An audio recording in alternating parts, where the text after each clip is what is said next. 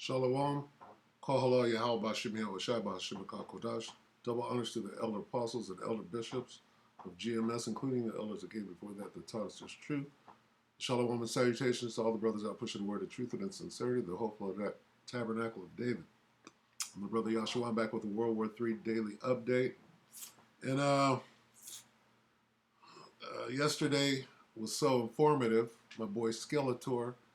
We're gonna go back to Skeletor today because he's bringing the fire again. All right. So first, I want to say that according to the scriptures, nothing is gonna stop World War III from coming. All right. So we'll go straight to Revelation 11 and 14. The second woe is past, and behold, the third woe cometh quickly. Second woe is World War II, already gone. Behold, the third woe cometh quickly. If we go back to 9, okay, Revelation 9, from 1 to 11 is describing World War I. We get here and it says, one woe is past. World War I is past, and behold, there come 2 woes more hereafter. This was here. Okay, from here to here, World War I. Okay. It doesn't say that World War III has happened. Okay. It says it's coming quickly. And it doesn't go into, it says 2 more. Here's the second. And then it mentions the third that is coming quickly. It only mentions 3. Okay. So this one hasn't happened yet. All right. And we're looking at it come into view. So we'll go back to Skeletor here. This is today, the 6th, full spectrum survival. All right. And he says, this keeps me up at night. We are witnessing a worst case scenario. Now what they're doing is they're showing you, he's going to speak on what they are actively doing to ensure World War III. What does it have to do? World War III has to do with nuclear bombs and UFOs. Okay? And I'll show you the nuclear bombs and UFOs after Skeletor gives his update. All right? Now, the nuclear aspect of World War III, that's what's gonna start this thing. I mean, it's already started, if you understand, and on several fronts. You got the Eastern European, you have the Southeast Asia, or the South China Sea, okay, with Taiwan and China, and then you got Vladimir poking fun at Japan to get that thing started with Xi in Japan. Okay, that's over there in the South China Sea, or in that part of the East. You got the Korean Peninsula. Then you got the Middle East, the Valley of Yehoshaphat, or Jehoshaphat. All right, with Iran and Israel, the land that they call Israel. Okay, you got Ethiopia is down there fighting right now. Okay, Babylon the Great, which is America, is involved in all of those fights. All right, so this guy is going to describe a jumping off point in the Eastern European War. What is that? That nuclear power plant over there. How come that hasn't been done away with? Why are they keeping that on simmer? Right? Didn't the IAEA, EIEIO, didn't they go over there and do what they had to do to quell that situation? No. They're going to keep this on the forefront until they have to ignite that situation to escalate the war. And right after that, oh, well, there's nuclear radiation everywhere, like Fukushima, Fukushima, Fukushima. Something has to be done. Well, let's escalate the war. Vlad is the big bad wolf. Go after him. Okay? Much like what happened in World War II with names that won't be mentioned. Okay, come on, Skeletor. Do you think? This guy's name is Brad, by the way. Oh, Brad. I affectionately call him Skeletor. There is a disaster that no one is talking about. This should be on every news broadcast every single day until a resolution is put into place. One of the world's largest nuclear power plants has been overtaken by enemy forces. The final electrical line that connected the nuclear power plant to the grid has been cut. If a failure was to take place at the site of production, you would see a meltdown within hours. We should all be watching one of the world's nuclear power plants as it is now officially off the grid. The only thing that is providing cooling power to the plant is reactor number 6. If anything happens here, we're going to see a massive event. NATO is currently collecting winter equipment for 200,000 military personnel. Why do you think that is? Why is NATO preparing for war this winter? Why are they going to need deep winter and cold weather gear for 200,000 people? It's said in about the production or the acquiring of clothes, shoes, tents, everything that is needed for a deep winter war.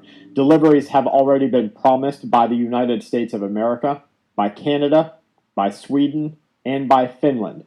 The total amount of assistance just in clothing is set to be $40 million. Due to geopolitical tensions and rising energy costs, the supply side of inflation is worsening. Demand is slowing as a result of Federal Reserve policy. However, the Fed must now turn even more hawkish, according to economists, due to supply side pressures. They must go full steam ahead, and that's going to be bad for you and for me. The Belgian Prime Minister says that we are facing an unprecedented energy crisis and our exit from it is going to be long and difficult. Yamal Europe's pipeline operator says that they have stopped Russian gas supplies to Poland. Guys, this is exactly what we saw in the types of events that led us into World War I and World War II. Boom. Hear that? Do I have to play it again? All right. World wars don't just happen on their own. It's circumstances happening that force people to have to go to war, like oil, energy, okay, resources, food, all right. We're in that time, right? But this one, if you can't look around and see things are happening with what they call of biblical proportion. Oh, well, the rainstorm, the hail, the flooding was of biblical proportions, right? The famine that's coming will be of, well, guess what? Guess what time we're in the time of the end. And how it all ends, right, deals with nuclear weapons, all right, and UFOs, all right. When you speak of being saved, oh, well, I'm saved. Being saved from what? Being saved, all right, the kind of saving that you talk about when you speak of the Bible deals directly with what the world calls UFOs. So if you don't know that, you ain't saved. And here's the question. You're saved from what? All right, I'm going to let Skeletor speak a little more, and then I'll go into the saving and saved from what. I'll remind you that it was one of the American presidents who signed a treaty of basically neutrality before the war, before everything got involved. The treaty was to not become involved. And then look at what happened. You know, things change every single day. What he just said was, when they shall say peace and safety, then sudden destruction. See, you can filter everything through the scriptures. It was one of the American presidents who signed a treaty of basically neutrality. Peace and safety. Before the war, before everything got involved, the treaty was to not become involved. And then look at what happened. Destruction. Things change every single day. Today's threats are tomorrow's crisis events. And you have countries that are, trust me, they're ready. They have all the plans drawn up. Why do you think that we, like we have a story about today, are flying nuclear bombers over Middle Eastern countries? What kind of bombers? What kind of bombers are you flying? That's just airplanes. You got ICBMs that don't need a delivery. The rocket is the delivery system, the missile. Okay? You got submarines. You got carriers. Okay? You got suitcase nukes. You got micro nukes. All right? There's all kind of nukes out there. Apparently, there are nuclear shells that can be shot from a howitzer. Okay?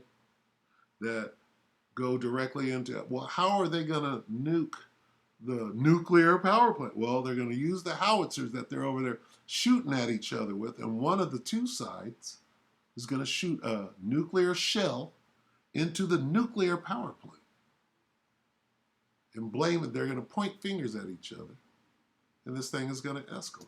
Why do you think we have all of these other nations flying alongside U.S. nuclear bombs? Why do you think we have all of the In Vietnam, a grenade took my ability to see. Okay, yeah, that's a Jake right there. Tribe of Gad, Navajo. Look at it. Why'd you go over there? Anyway. ships that we do in and around the Taiwan Strait? Why do you think Japan has said that they are now pointing their missiles at China? Everyone is getting ready for a large fight. Strategists feeding data to the US government are beginning to suggest that a few Western countries should now begin preparation for the placement of special forces units on the ground near Russia, which they say would not be considered a NATO operation, nor would it implicate NATO. But what does Vlad think? Vlad sees the special forces from Babylon the Great in his scope, on his doorstep. What's he gonna do? Oh, well, that's just a separate, those are mercenaries. No, nigga. The failure to see that this is an issue that Western countries must begin working toward is a failure to act, they say. The first troops of the German brigade being deployed to Lithuania have arrived at Lithuania's seaport. The forward command element of the 41st Tank Brigade from Germany's 1st Tank Division came by ferry from Kiel. The unit consists of manpower and equipment for command, protection, communications, intelligence, and logistics. World War III, folks. All right, that's all I'm gonna play on that. I'm going to quickly go into the war. I'm going to quickly go into the UFOs. I'm quickly going to go into what it means to be saved, and then I'm going to end this lesson. All right, so we're going to go to Joel. All right, show you what's going on. Why? Why the war? Because God wants it. Joel 3 and 2. That's God, Yahweh. Okay? Yahweh Bahashim Yahweh Shai, God in the name of who you call Jesus. I will also gather all nations, okay, and bring them down into the valley of Yehoshaphat, Jehoshaphat. That's misspelling of God's name. Yahweh Shaphat, God's judgment. Okay? All nations is referring to all the armies of the world. NLT. I will gather the armies of the world. See that? Into the valley of Jehoshaphat, the Middle East. All right, where the final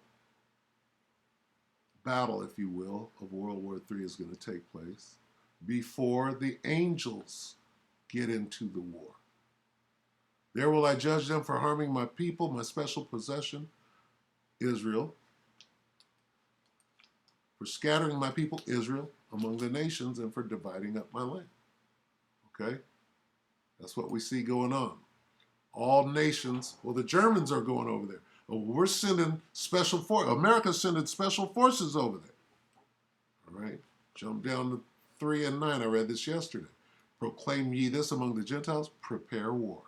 Wake up the mighty men, let all the men of war draw near. Let them come up.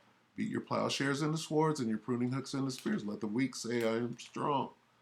Right? The weak saying that they are strong. Iran right now is saying, oh, you think I don't have nukes? I got them nukes. Bring the IAEA back over here and we'll show them some empty bunkers and send them on their way. That don't mean we ain't got nukes. Okay? Watch this. Assemble yourselves and come, all ye heathen, right?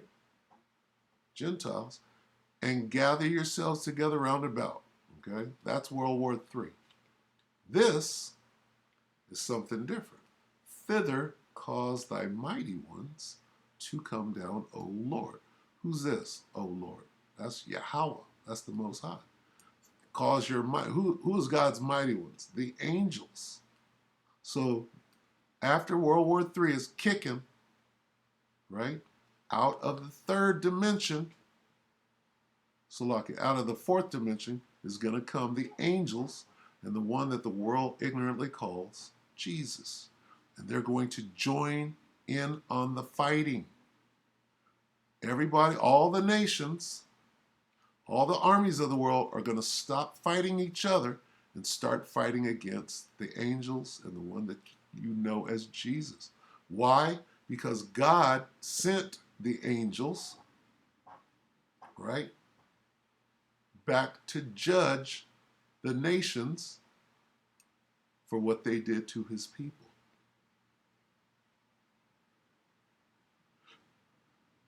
All right? Thither cause thy mighty ones to come down. That's when the angels get into the fight.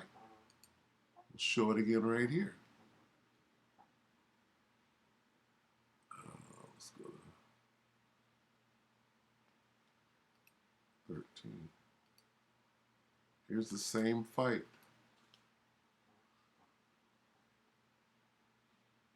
Okay, 2nd Ezra 13 and 5. After this I beheld, and lo, there was gathered together. Right, what did God say he was going to do?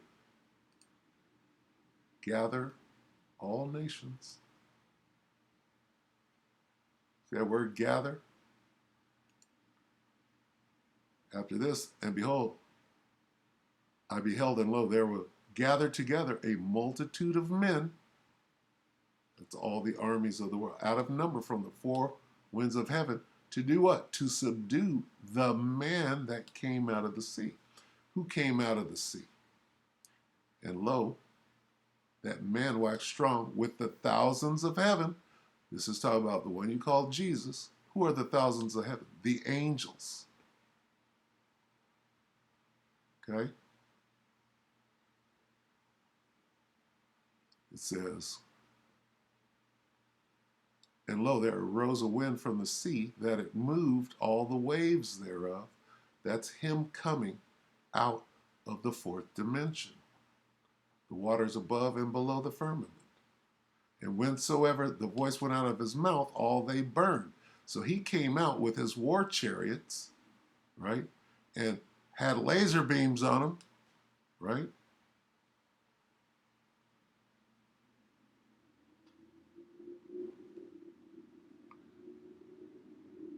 And all the men that were fighting in World War III stopped fighting each other, right? It says, after this is 8. This is 2nd Ezra 13 and 8. After this I beheld, and lo, all they which were gathered together, all of them fighting against each other in World War III, to subdue him, were sore afraid, and yet there's fight. So they got together and said, we have bigger fish to fry, and tried to start fighting against the angels and the one you call Jesus, whose name is Yahweh. All right? I'm going to show you that again right here.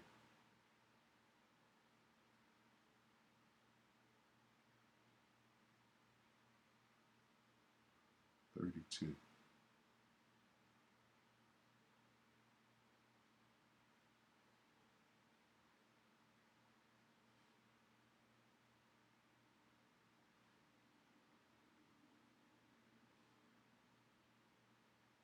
33. And when all the people hear his voice, when they see those lasers coming out of them spaceships, every man shall in their own land, meaning their own nation, all those nations, the nations of the world, the armies of the world, leave the battle they have one against another. That's World War III. They're going to stop fighting each other, right? And an innumerable multitude, they're all going to come together, shall be gathered together, again, gathered together, as though thou sawest them, willing to come and overcome him. Who's him? The one you call Jesus, by fighting. So they're going to stop fighting each other, leave the battle they have one against another. That's World War III. They're going to stop fighting each other. Then they're going to try to fight against the angels and the one that you call Jesus. I'll show you again right here in Revelation. Just letting you know how the UFOs figure into this fight. Okay? Revelation 19, right?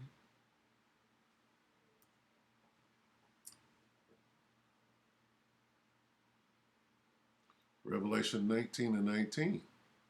And I saw the beast, NATO and the EU, over there fighting against Vlad right now. And the king,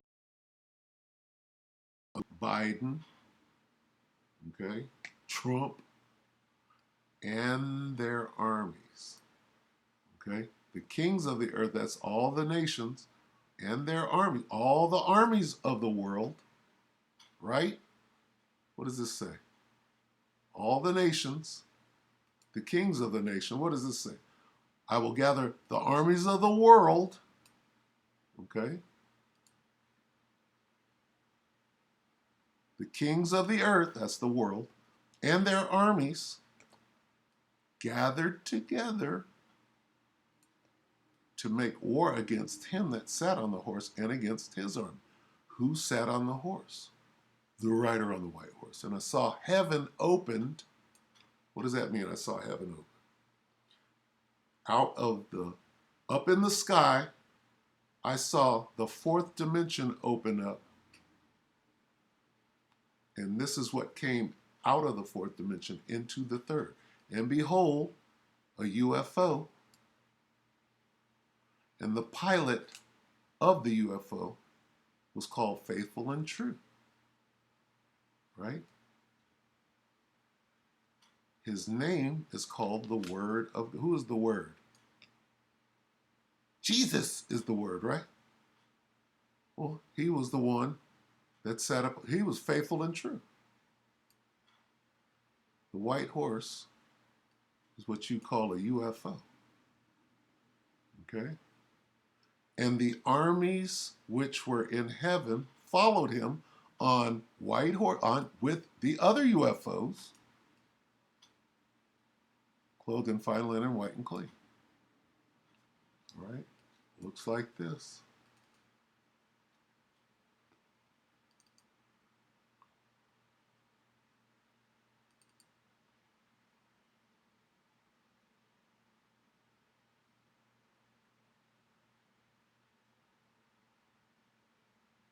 Bear with me. Looks like that. Looks like that.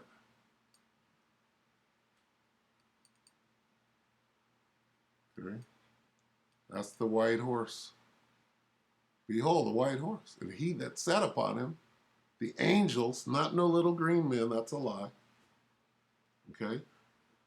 This represents Satan and his blue angels. This represents Michael and his angels.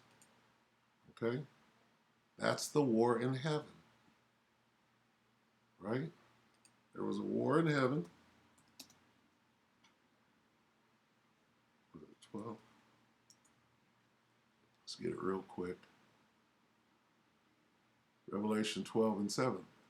And there was a war in heaven, in the sky. Okay? Michael and his angels fought against the dragon, and the dragon fought and his blue angels. Right here. Satan, or the dragon, and his blue angels. This is Michael and his angels, the angels of heaven. All right? Michael and his angels the dragon and his blue angels. Okay? The sky.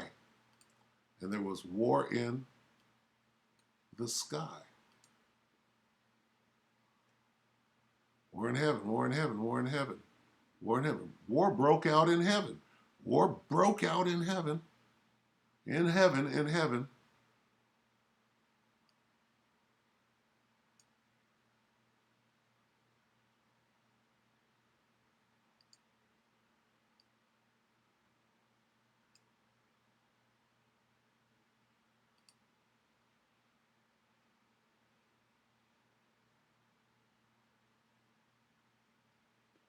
Okay.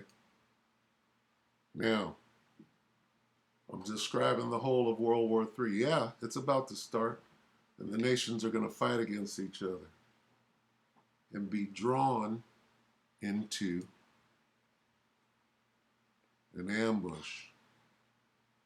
God is doing it. I will gather the armies of the world into an ambush. Where? In the Middle East. There will I judge them. What does it mean, judge them? I will put them on trial for what they did to my people Israel. I will judge them for harming my people. I will enter into judgment with them there on behalf of my people Israel. I will plead with them. Okay? Well, what did they do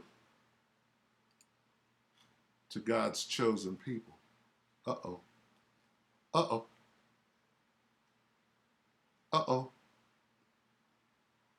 What did they do? Uh-oh.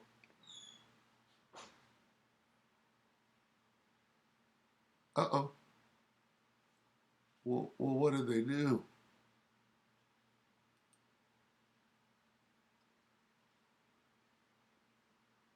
What did they do to the Israelites? What did they do to God's chosen? What did they do to the North American Indian, who are Israelites?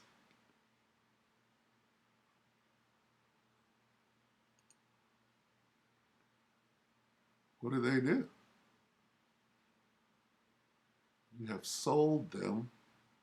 You sold them into the hands of the Grecians, right? I will sell your sons and your daughters. Look at this.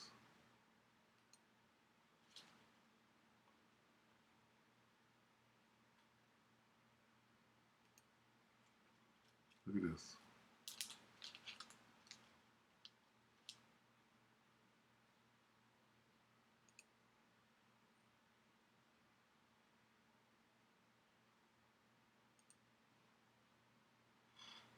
There will I judge them for harming my people, my special possession, for scattering my people among the nations, and for dividing my land. They threw dice to decide which of my people would be their slaves. What are you going to do? God, you have sold the people of Judah, the Jews, the Israelites from the tribe of Judah. I just showed you. You have sold. What is the auction block? What does it say? It's to be sold. Right? These are the people of Judah, the Jews.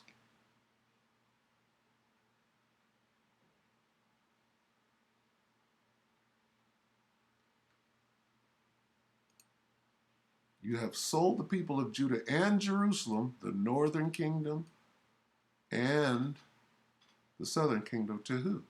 The Greeks. Who did that? The Africans did. Well, you sold your own people? And no. The Africans knew who they were selling. They knew what they were doing. They picked up the people of Judah and Jerusalem, sold them to the Greeks. 3. Oh, must be the Greeks right here. Must be the Greeks. There's that one good picture that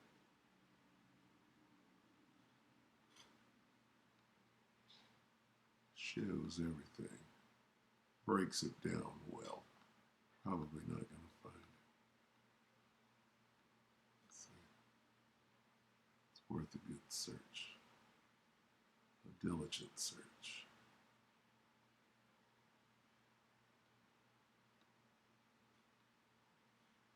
No, I'm not going to find it. Anyway, it is what it is. Oh, it doesn't mean that. Well, we'll see, won't we?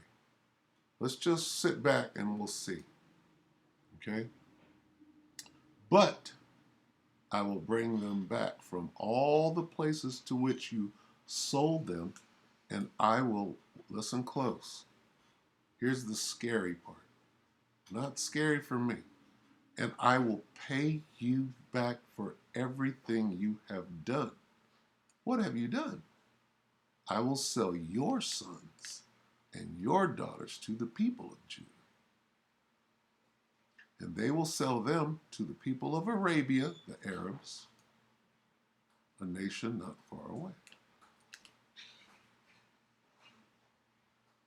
This is called, I will pay back. See, this scares people to this day. Well, I hope they don't one day raise up and pay us back for what we did. What'd you do? Well, there was this. And then there was this. Can you imagine being paid back for this? What's the payback for this? See, when the truth jumps off the pages of the Bible, people go straight in. Oh, it doesn't mean that. It does. These are the people of God.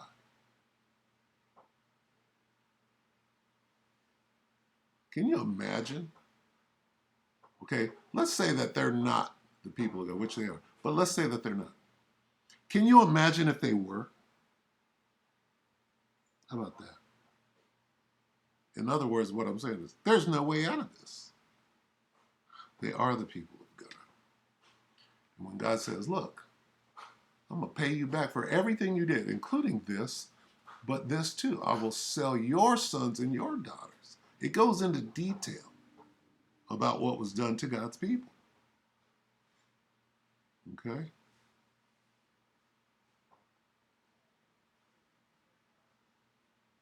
It's deep. So anyway, let's go back. Now, this is the reason for World War III, right? Let's go back to Joel. It says, I will gather the armies of the world, World War III, into the valley of Judea, into the Middle East. That's the last battle of World War III. Why, God? Why World War III, God? Because I'm setting you up. I'm drawing you into an ambush. What ambush? There will I judge them, right, for harming my people. What'd they do? They made them slaves. You sold them and took them far from their homeland. Well, what are you going to do? I will pay you back for everything you have done. I will sell your sons and daughters to the people of Judah. Okay? That's why World War III. Okay? Now, let's get to the end of it. Right, this is the end of World War III. I know. Hey, it's just the Bible. What can we do? And here's the missiles. Let's start right here first. Let's start with the plagues. Let's go to Zechariah. Zechariah 14 and 12. And then we'll come back here and end it. Probably went a little long, but here's what's going on. Sorry, it is what it is. Zechariah 14 and 12.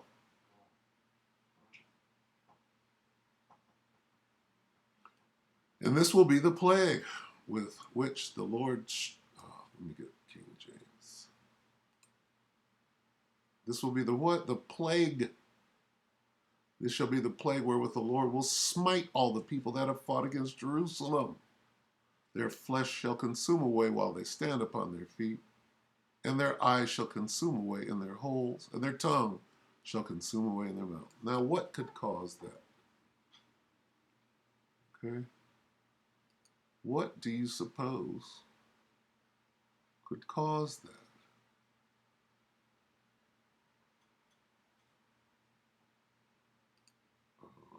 It's 15 or 16?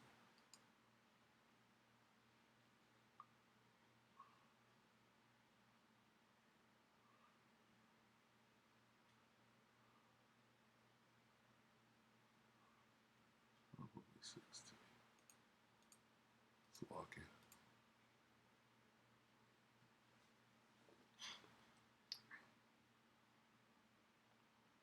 Second Ezra 16 and 4. A fire. What fire? A sword. Let's start at 3. A sword is sent upon you, and who may turn it back? A fire is sent among you, and who may quench it? A fiery sword. Plagues. What plagues? We just read this plague, and this shall be the plague. What plague? Plagues are sent unto you, and what is he that may drive them away? May any man drive away a hungry lion in the wood, or may anyone quench the fire in the stubble when it hath begun to burn? May one turn again the arrow that is shot of a strong archer. There's that arrow. Ever heard of the term broken arrow? Arrow. Plague. Fire. Sword.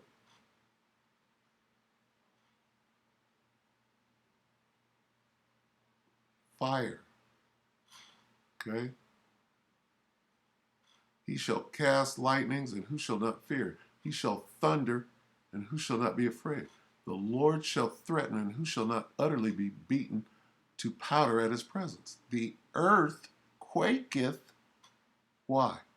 Why does the earth quake? And the foundations thereof. The sea ariseth up with waves from the deep, and the waves of it are troubled, and the fishes thereof also, and the Lord, before the Lord, and before the glory of his power. For strong, listen close. Here's the plague. For strong is his right hand that bendeth the bow. His arrows that he shooteth are sharp and shall not miss when they begin to be shot into the ends of the world. That's your ICBMs. When they begin to be shot into the ends, from one end to the other, from the Americas to Europe, Europe to Asia, Asia to Africa, ICBM nuclear missiles, the ends of the world. Behold, the plagues, again, what plagues?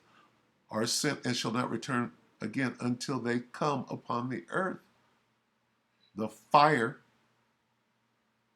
is kindled and shall not be put out till it consume the foundation of the earth. Like as an arrow which is shot of a mighty archer returneth not backward, even so shall the plagues that shall be sent upon the earth not return. What plagues? This plague. Zechariah 14 and 12 again. And this shall be the plague wherewith the Lord will smite all the people that have fought against Jerusalem. Their flesh shall consume away while they stand upon their feet, and their eyes shall consume away in their holes, and their tongue shall consume it. This is ICBM nuclear fire. All right? Come out of my people, come out of her, my people, that ye receive not of her plagues. Revelation 20 and 4. Ooh. what is it, 18? Salakia.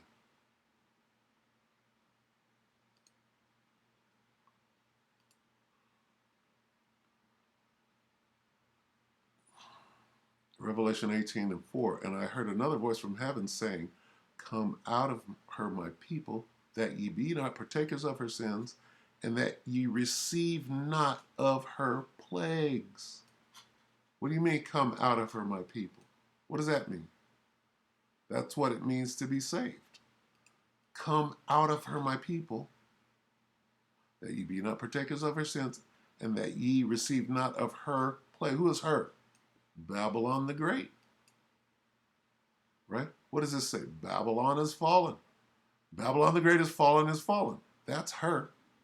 Come out of her. Come out of who? Babylon, my people, that ye be not protected. So you don't get your ass burned up by those nuclear missiles. Well, how do we come out of her? This is what it means to be saved. Back to the chariots. Revelation 11:12. And they heard a great voice. Oh, there's that voice again. From heaven, from the sky, saying unto them, come out of her. Come up hither. How do you come up? How do you come out of her? Well, you go up thither and you ascend up to heaven in a cloud. Come up hither, and they ascended up to heaven in a cloud. And their enemies, who is they? They heard a great voice from heaven saying, come up hither. They were saved from what? From this. In the same hour was there a great earthquake. Again, what causes that earthquake? It was nuclear missiles. And the 10th part of the city fell, and in the earthquake were slain of men 7,000. And the remnant were afraid and gave glory to the power of heaven. All right? So here's the UFO. They ascended up into, they got beamed up right here. They got saved from what? From the nuclear annihilations, the mutually assured destruction of the ICBM nuclear missiles.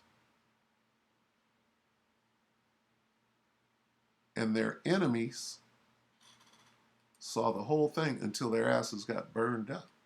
They didn't get beamed up. Get beamed up or get burned up. And their enemies, behold, well, who are their enemies? Their enemies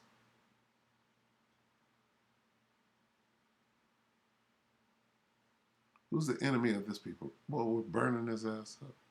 Well, let's put the shoe on the other foot.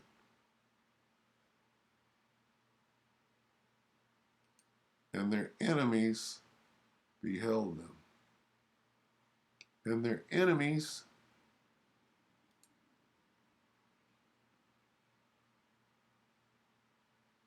it's pretty simple, actually. Nobody gets away with nothing. Okay. I didn't have any slaves. For those of you that didn't have any slaves, see, nobody gets away with nothing.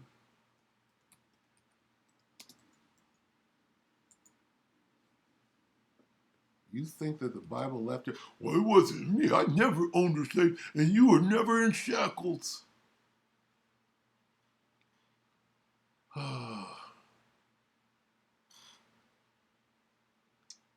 Isaiah 14:21. Prepare slaughter for his children, for the iniquity of their fathers. Did your father own slaves? My dad didn't own it. Did his father own slaves? His dad, my grandpa didn't. Did your great-great-grandpa, Pappy? What about his father? It doesn't say for his father. It says fathers. For their fathers. Great-great, great-great-great-great. Prepare slaughter for his children for the iniquity of their fathers. This is talking about a nation. It's talking about nations of people. The Africans too. The Arabs too. that they do not rise nor possess the land nor fill the face of the world with sin. Okay? No, you don't get it. Oh, I didn't own no slaves. You benefited from slavery.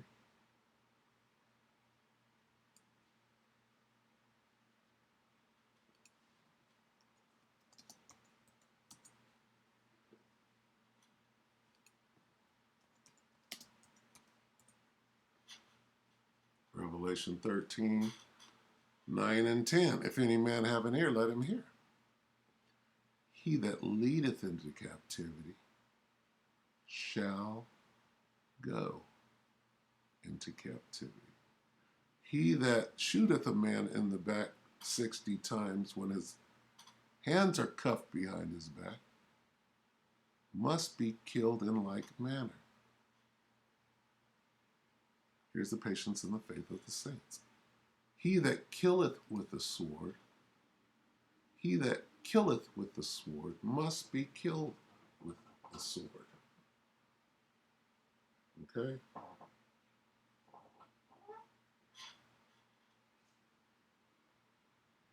He that leadeth into captivity.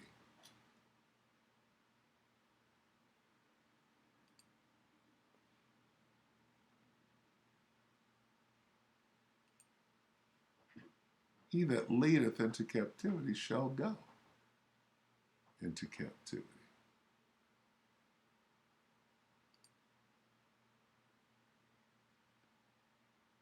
The Lord Legionnaire. It's pretty simple, actually. Yeah, the chariots. Beautiful story, ain't it? So come on, World War III, right? You think that this thing here, what do you think this is? Huge win for Donald Trump. What do you think that is? Who are Donald Trump's forefathers?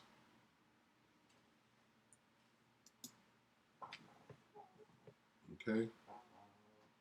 What do you think this is? Huge win for Donald. This is all drama. Why is it all drama? Because this devil knows he's got a plan.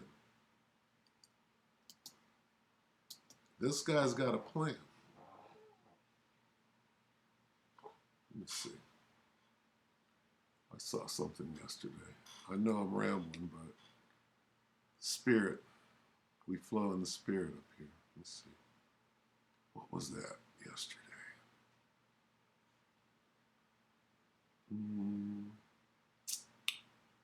It was.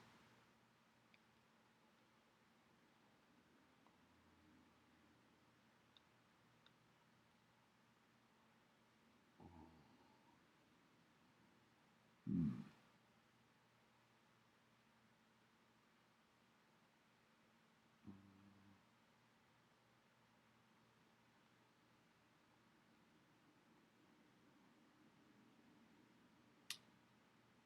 See if I can get it.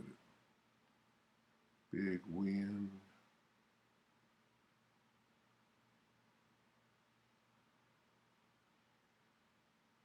FBI raid.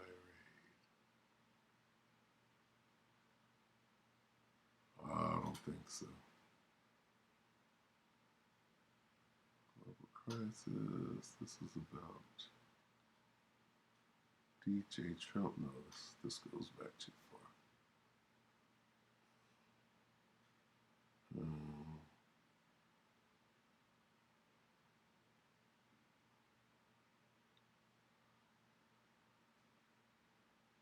What did it go into? It went into what Trump did. It said something about the difference between Biden's speech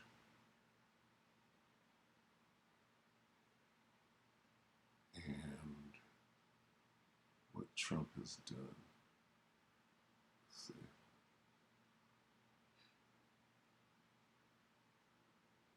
Is this it? No, that's too far.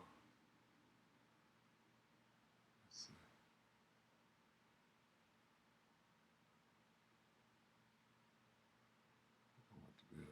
might be right here. Let me check this. The First Amendment. So, and I know I'm rambling. This is going on long, but it is what it is. And I advise you, if you hate what you're hearing right now, put that thumbs down because you will be seen. Your day is coming. If you disagree with the truth, hey, all knees will bow. Every knee shall bow, just not the way you think it is. You think that pertains to something good for you. Why would he say that? Because you ain't going to want to bow. Most significant First Amendment lawyer of our age, Senator and Harvard professor Daniel Patrick Moynihan, led the highest profile free speech battles of the last few decades as the most sought after First Amendment litigator of his generation. This The isn't New York it. Times. That's not it. Slovakia. I can't find it. I'll go ahead and end it here. Take one more look. Let's see.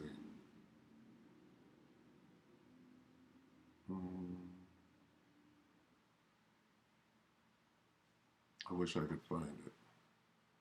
Slave the nation, Lord, turning up, stole secret material.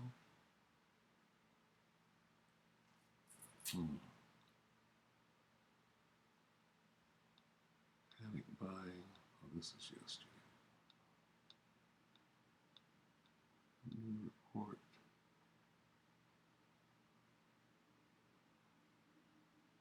It had something to do with the speech, with Biden's speech.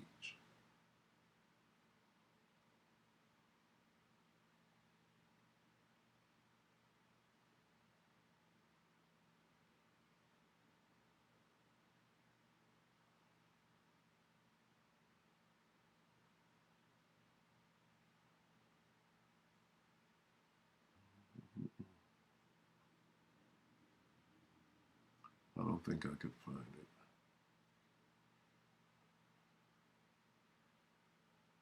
It's a global chaos. Doesn't look like